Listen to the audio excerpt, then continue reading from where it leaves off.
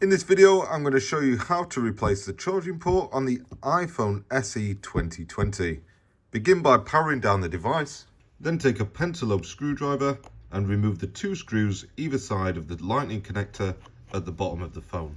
Just as a quick note, there is a lot of screws to remove during the removal of the charging port, so I'll be using a magnetic mat just to keep the screws organized and from flying everywhere, because they are all different shapes and sizes. Next, we need to get into the phone, which we do by removing the screen. So I'm going to take a single-sided razor blade and create a small gap down at the bottom of the device, which allows me to pry upwards, creating a larger gap big enough to fit my guitar pick into this time. And that's just going to be inserted a couple of millimeters, so 3 to 5 mil. And we're just going to run it along the right-hand edge, back down along the bottom edge, and then finally along the left-hand edge. Don't worry about running the pick along this top edge, because now we're going to lift up the screen from the bottom just a bit, wiggle it from side to side, and open up the phone just like that. You will probably find that propping the screen up against something at this point will help free up both of your hands, so you don't have to hold it open or risk damaging these flex cables. And next we'll take the crosshead screwdriver and remove the 4 screws that hold down the shield for the screen and battery connector. Take some tweezers now and lift up that shield and store that for later. Then we'll move up to the top of the phone and remove the 3 screws that hold down this shield at the top. Just note that these are rarely magnetic, the top screws. I think it's something to do with the camera, so you might have to use your tweezers to get them out of the way. Now lift up that shield and store that as well for later. Back down to where we removed the first shield, we can disconnect the battery now using a plastic spudger. And then we'll do the same to these 2 FPC connectors here and here, which will release the screen. And then finally the ear speaker, so that we can lift up the screen and store that for later. Now we can make a start removing the speaker, the Taptic engine, and the rest of the charging port. Let's begin with the speaker, removing the crosshead screw in the top right corner of it, crosshead screw in the bottom right corner, another crosshead screw here, here,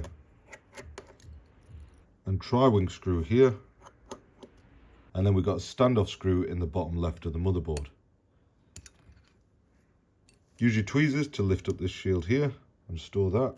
And then we can disconnect this small flex cable from just on the edge of the vibration motor. We can now disconnect the other side of that cable from here. And then we'll also disconnect the charging port now, which is this longer FPC connector just here. You've got a couple of options when removing the charging port on this model. Some people may opt to remove the whole logic board. However, I much prefer to just lift up the logic board a little bit so that we can take the charging port out. So we're going to just pry on the loudspeaker here to pop that out, and then we'll move on to the Taptic engine now. That's held down with another standoff screw just here on the right side of it, and then we've got 1 crosshead screw holding it down here. Notice that there's a little grounding shield on top of that. Just keep that safe because we will reinstall it later.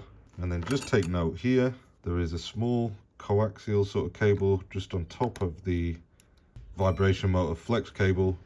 Lift that out at the charging port and then disconnect the Taptic engine from the charging port flex cable. You can now lift that up using some tweezers, and that's freed the Taptic engine. Now that we've got the Taptic engine out, we can concentrate on getting this charging port out of the way. There's 1 little plastic shield just here, held down by 2 crosshead screws. Remove the 2 screws, then use tweezers to lift out the shield. That's revealed another crosshead screw just here. Get that out of the way.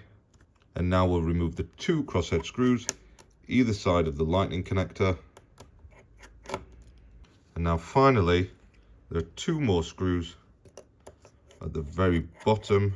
You'll have to tip the phone up on its end to get these 2. And now we're going to separate the microphones from the little chassis that it sits in, or the little spot that it sits in. Jig, I usually call it. So I just use the edge of the tweezers to separate them. They are stuck with adhesive, so just be aware.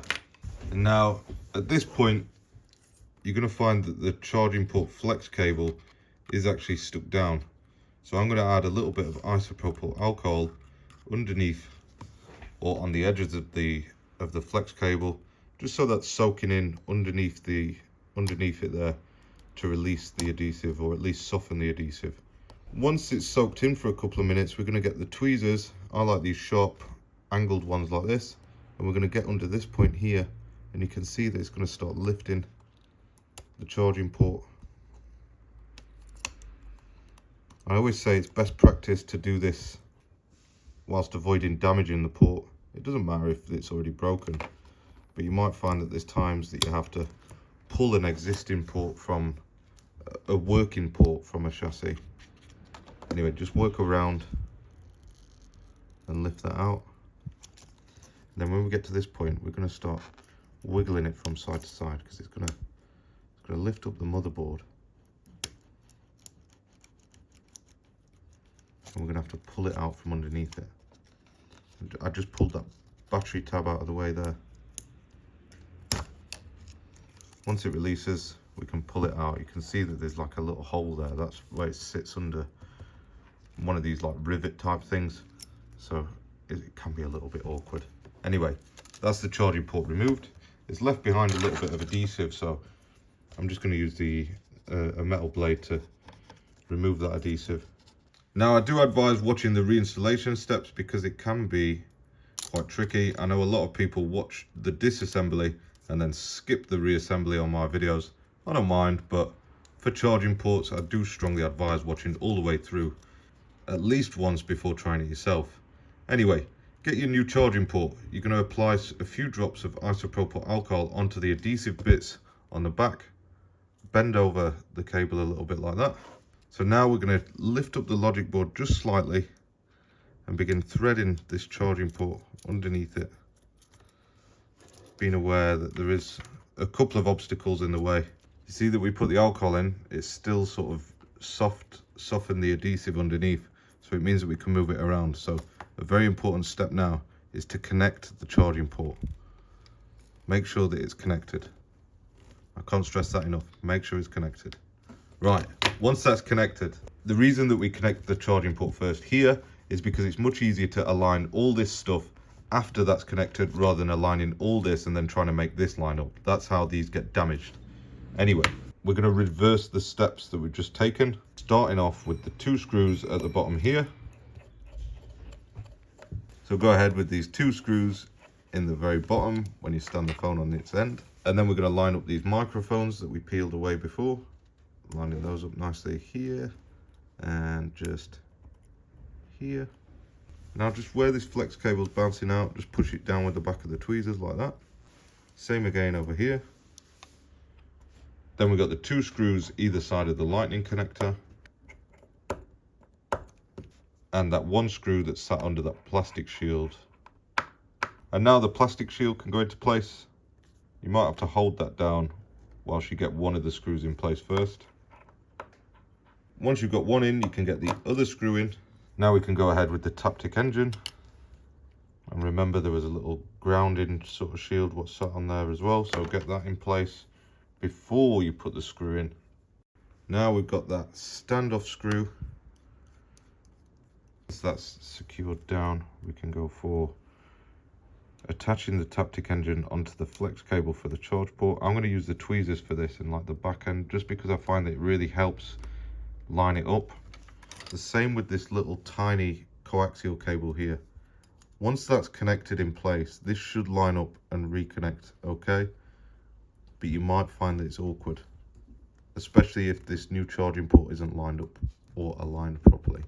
Now we'll go for the loudspeaker, and the best way to do this is to lift up the motherboard, let that slide underneath first, and then slide it, and it's got a little sort of socket where it sits into here. Once you've got it in, then go for the standoff screw in the top first, because that holds everything into place. Reconnect this one here, and then I'm gonna realign these flex cables into place. So we've got this one first, and then we'll leave the battery.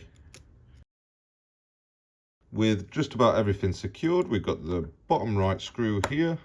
That's a crosshead one, a slightly smaller one for the top right of the loudspeaker, and then just this sort of L-shaped bracket what sits on top of the charging port there, and that's held down by 2 long crosshead screws here, and then just one little tri-wing screw. Not sure why that's a tri-wing one and the rest are crossheads, but whatever. Now we're going to reattach the screen. Before we do that though, I'm going to reinstall a new dust and moisture resistant seal. Whenever you're installing these, make sure that the surface that you're sticking it to is really nice and clean. Once it's cleaned and it's ready for the new seal, then we can lay that down. Top left corner first, as always. Line up the left hand edge and allow it to sit in all the way around. Apply some pressure with the wide end of the spudger, and then of course peel off the top layer before reinstalling the screen.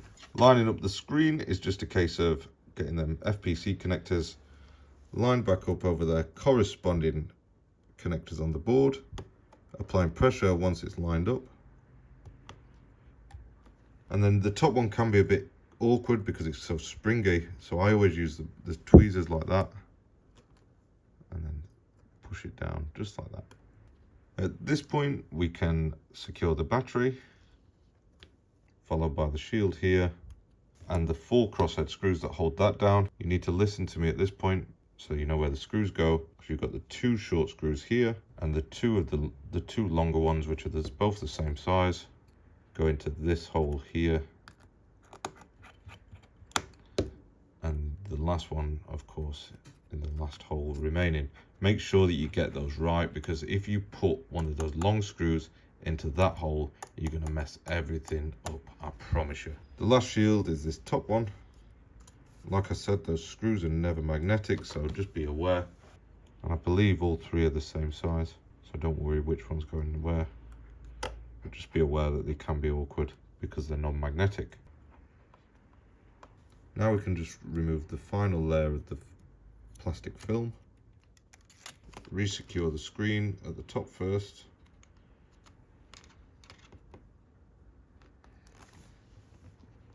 Then squeeze in the sides. Make sure that you don't trap the cable in at all.